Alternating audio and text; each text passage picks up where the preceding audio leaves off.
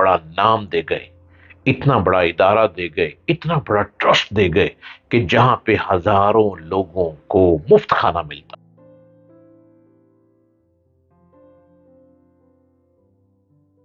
السلام علیکم۔ امید ہے کہ آپ ہر روز ڈاکٹر جلیل اسلم آفیشیل یوٹیوب کو دیکھتے ہوں گے اور ہر روز نت نئی باتوں کو سنتے، سمجھتے اور واچ کرتے ہوں گے۔ میں نئی نئی باتیں اس لیے آپ کے لیے لے کر آتا ہوں کہ شاید آپ کو میری کوئی گفتگو ایسی پسند آ جائے جس میں آپ اپنے لیے کوئی نچوڑ نکال سکیں اپنی لائف کو بہتر کرنے کے لیے، ورنہ وقت ضائع کر کے یوں ہی دنیا سے رخصت ہوتے چلے جائیں گے۔ کسی بھی شخص کی ترقی کا راز اس کی غربت یا اس کی دولت سے نہیں ہوتا، اس کی ایفرٹ سے ہوتا ہے۔ اس کی ترقی کا راز اس کی صلاحیتوں سے ہوتا ہے، اس کے اندر جو جوش ہے وہ جوش ابھر کر باہر آتا ہے تو وہ ترقی کرتا ہے۔ عبدالستار ایدھی ایک اتنا بڑا نام دے گئے، اتنا بڑا ادارہ دے گئے، اتنا بڑا ٹرسٹ دے گئے کہ جہاں پہ ہزاروں لوگوں کو مفت کھانا ملتا ہے، ہزاروں لوگوں کی پرورش ہو رہی ہے، ہزاروں لوگوں کو، لاوارث لوگوں کو وہاں پہ رکھا اور پالا جاتا ہے۔ عبدالستار ایدھی کی مفلسی کا یہ عالم تھا کہ ان کی ماں بیمار ہوئی تو نہ ان کے پاس دوا لانے کے لیے پیسے تھے اور نہ ماں کو ہسپتال لے جانے کا کوئی انتظام۔ ان کی ماں نہایت تکلیف کی حالت میں مر گئی، مگر ماں کی موت نے ان کو ایک نئی زندگی دے دی۔ اس سے ان کو سخت جھٹکا لگا۔ انہوں نے سوچا کہ اسی طرح کتنے غریب ہوں گے کہ تکلیف میں تڑپتے ہوں گے مگر کوئی ان کی مدد کرنے والا نہ ہوگا۔ انہوں نے فیصلہ کیا کہ وہ ضرورت مندوں کی مدد کے لیے خدمت خلق کا ایک ادارہ قائم کریں گے، اور آپ نے دیکھ لیا کہ انہوں نے نہایت معمولی حالت سے شروع کیا ایدھی ٹرسٹ، اور آج ان کے دنیا سے جانے کے باوجود ایدھی ٹرسٹ کس طرح سے لوگوں کی خدمت کر رہا ہے۔ تعمیری کام اپنے اندر بے پناہ کشش رکھتا ہے۔ اگر آپ واقعی معنوں میں کسی تعمیری کام کا نمونہ پیش کر دیں تو تمام لوگ آپ کا اعتراف کرنے پر مجبور ہو جائیں گے، حتیٰ کہ آپ کے کٹر مخالفین بھی۔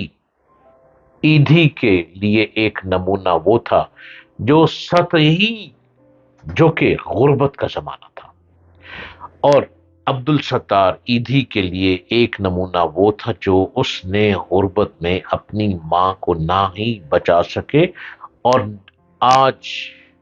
آج ان کا ادارہ کتنے ہزاروں لاکھوں لوگوں کی مدد کر رہا ہے۔ ایک چھوٹی سی عمر میں، کم سنی میں، ایک بچہ ماں باپ کی شفقت سے وہ محروم ہو گیا، اور یہ محروم ہونے والا بچہ آج سید محسن رضا نقوی کے نام سے پہچانا جاتا ہے۔ صحافی چینل اور اخبار کے مالک، وفاقی وزیر، چیئرمین پاکستان کرکٹ بورڈ اور سابق نگراں وزیر اعلیٰ پنجاب، کسی ایک شخص کے ساتھ اتنے عہدوں کا لگنا بظاہر ایک بہترین کریئر کو ظاہر کرتا ہے۔ چھوٹی سی عمر میں ماں باپ کی شفقت سے محروم ہو جانے والے سید محسن رضا نقوی نے ہمت اور حوصلے کو نہیں چھوڑا، سرکاری اسکول سے تعلیم کا آغاز کیا اور مسلسل محنت لگن سے کامیابیاں سمیٹتے چلے گئے۔ سید محسن رضا نقوی 1978 میں لاہور میں پیدا ہوئے۔ آبائی تعلق جھنگ سے ہے۔ سید گھرانے کے اس چشم و چراغ نے ابتدائی تعلیم کرسنٹ ماڈل اسکول لاہور سے حاصل کی۔ اسکول سے تعلیم کے بعد انہوں نے گورنمنٹ کالج لاہور میں داخلہ لیا، اور یہیں سے گریجویشن کرنے کے بعد اعلیٰ تعلیم کے لیے امریکہ کی ریاست میامی کی یونیورسٹی میں چلے گئے، جہاں انہوں نے صحافت میں نہ صرف ڈگری مکمل کی بلکہ دوران تعلیم ہی دنیا کے سب سے بڑے اور مقبول میڈیا ہاؤس سی این این میں انٹرنشپ کی، دوران انٹرنشپ بھی سی این این کی انتظامیہ نے محنت، لگن اور ٹیلنٹ کو دیکھتے ہوئے جاب آفر کی، اور یوں وہ ایک بڑے ادارے کے پلیٹ فارم سے عملی زندگی میں داخل ہوئے۔ اپنی جاب کے دوران انہیں سینئر پروڈیوسر برائے ساؤتھ ایشیا اور پھر ریجنل ہیڈ بنا دیا گیا۔ صحافت کے دوران انہوں نے اخوان وار کی بڑی بہادری سے کوریج کی اور اپنے ادارے سے تعریفی سرٹیفکیٹ بھی حاصل کیا اور ترقی بھی۔ جب محترمہ بے نظیر بھٹو پاکستان انتخابی مہم کے لیے آ رہی تھیں تو سی این این کی جانب سے سید محسن نقوی کو ہی آخری انٹرویو دیا، جس میں محترمہ نے پاکستان میں اپنی جان کو خطرے کا ذکر کیا۔ یہ انٹرویو تہلکہ خیز رہا۔ دوران ملازمت ہی سید محسن نقوی نے پاکستان میں میڈیا کی روایت کے برعکس پہلی مرتبہ سٹی جرنلزم کا آغاز کیا اور سٹی نیوز نیٹ ورک کے نام سے 2008 میں صرف 30 سال کی عمر میں میڈیا ہاؤس کی بنیاد رکھی۔ یہ ایک نئی طرز تھی۔ سید محسن نقوی کی شادی چودھری ظہور الہی خاندان میں ہوئی۔ ان کی اہلیہ ڈاکٹر ہیں جو پنجاب پولیس کے شہید اشرف مارت کی بیٹی ہے، اور ان سے 3 بیٹیاں، ایک بیٹا ہے۔ محسن نقوی انتہائی مضبوط گفتگو کے مالک، مضبوط قلم کے مالک، مضبوط ارادوں کے مالک اور پاکستان کو کچھ کر کے دکھانے کے مالک ہیں۔ ایسے حوصلہ مند لوگ ملک کو ملتے چلے جائیں تو ملک یقیناً ترقی کی طرف گامزن رہتا ہے۔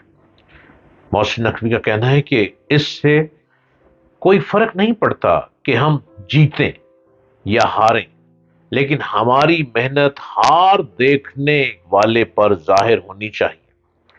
ہماری ٹیم جیت کے لیے میدان میں ضرور اترتی ہے، لیکن وہ ہار بھی ٹھیک ہے جس میں وقار ہو۔ ہار تب تک قابل قبول ہے جب تک اس میں مقابلہ نظر آئے۔ ایسے عظیم، ایسے بلند لوگ جو بچپن سے یتیم اور مسکین ہو جاتے ہیں، جب ان کے ارادے مضبوط ہوں تو وہ فتح حاصل کر ہی لیتے ہیں۔ محسن رضا نقوی بھی انہی نوجوانوں میں سے ایک ہیں، اور آج کے بھرپور نوجوان ہیں کہ وفاقی وزیر بھی ہیں، چیئرمین پاکستان کرکٹ بورڈ بھی ہیں، اور 13 مہینے تک پنجاب کے وزیر اعلیٰ بھی رہے۔ ایسے جوان مرد نوجوان جب ملکی باغ ڈور سنبھالتے ہیں تو